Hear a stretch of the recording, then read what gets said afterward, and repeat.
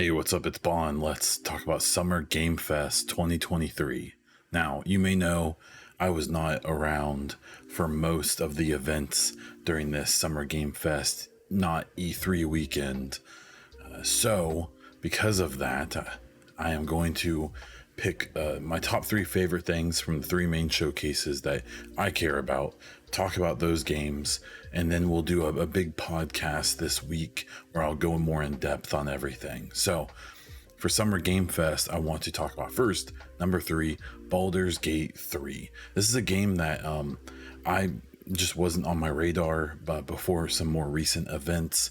And it's something that's really interested me because it seems like it's kind of in the vein of what like a Dragon Age and stuff like that was trying to do, but like the most modern version of that. I've heard about people playing this in early access, that they really, really like it. This show talked about its, I think, kind of its final release and things like that. And it looks good. It looks compelling. It looks like it has a conversation system that really matters, and the combat and all of that seems like it's my vibe, despite the fact that the general aesthetic of the medieval high fantasy thing typically isn't.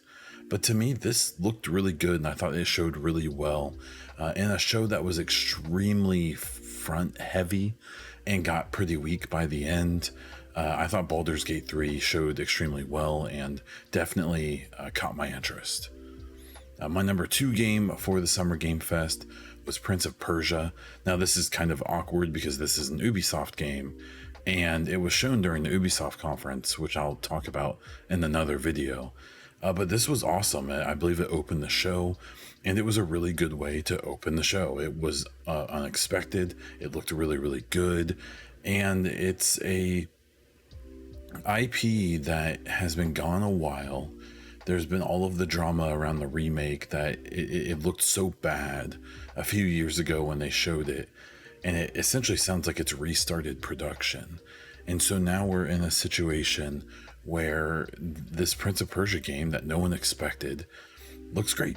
And it looks like exactly what a lot of people probably want, including myself to a point. I've gotten really into these side-scroller kind of Metroidvania type games, and that's what this apparently is. But we are going to have to wait to see more about it. There has been a bunch of pundits and reviewers and such have gotten to play the game and have said that it's just incredible.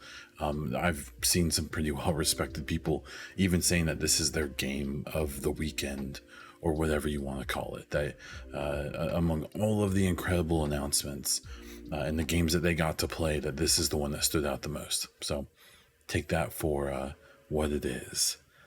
And then my number one game of Summer Game Fest was Alan Wake 2, and actually seeing gameplay of this.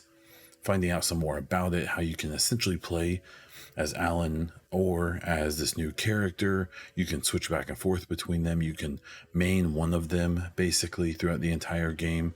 And it just looked really good. This looked like a game that you would expect from a first-party PlayStation studio, or, depending on your personal allegiances, maybe a first-party Xbox studio, or, just one of those real, AAA, really good-looking games, really good-looking presentations.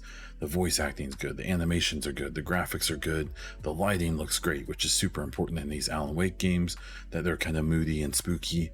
And I thought this just looked good. I thought it looked really compelling and looked really interesting and scary and fun. And it seems like that kind of, I don't want to call it a cult classic. I think Alan Wake, especially the Undead Nightmare expansion or sequel, or a kind of sort of sequel, was really popular to a point.